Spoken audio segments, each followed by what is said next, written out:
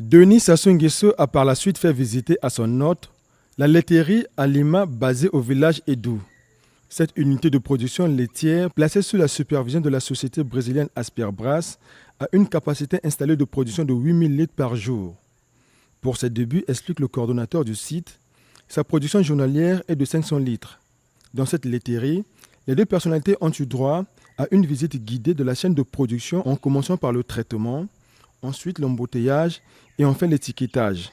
Ce lait 100% naturel est commercialisé à Oyo, à Brazzaville et à Pointe-Noire.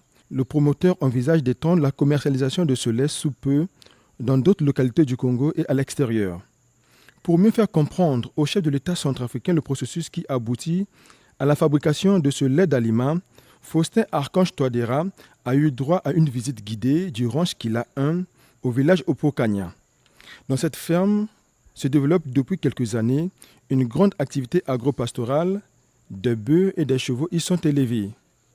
Au ranch Kila 2 au village Olinga, les deux personnalités ont été édifiées sur l'opération d'extraction du lait à partir des vaches, opération qui se fait avec les techniques modernes appropriées. Pour lier l'utile à l'agréable, Denis Sassou Nguesso et Faustin Archange Touadéra ont dégusté le lait extrait fraîchement des vaches. Le site de l'élevage des autruches a été visité aussi par les deux hommes d'État. D'après le coordonnateur de cette ferme, l'évolution de cet élevage d'autruches fera du Congo le premier pays dans la sous-région à avoir réussi cette activité. Le chef de l'État centrafricain se dit très émerveillé de visiter ces réalisations. J'ai découvert un aspect très important de cette visite, c'est toute l'activité économique, les réalisations que le président est en train de faire pour le Congolais, pour le développement. Et je vois que c'est une grande réalisation qui intéresse aussi la République centrafricaine. Je vois ici un abattoir de grande dimension, de grande portée, qui pourrait aussi être un axe de coopération sous-régionale.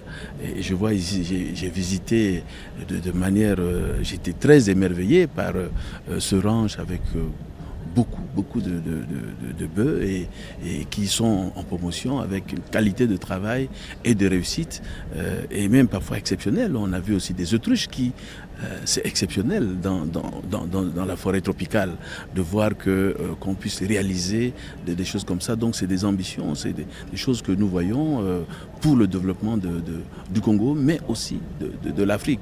Et je profite de votre micro pour vraiment saluer les efforts du président dans cette direction pour le développement de notre sous-région. L'abattoir moderne en construction au village Mbobo est le dernier site visité par les deux présidents.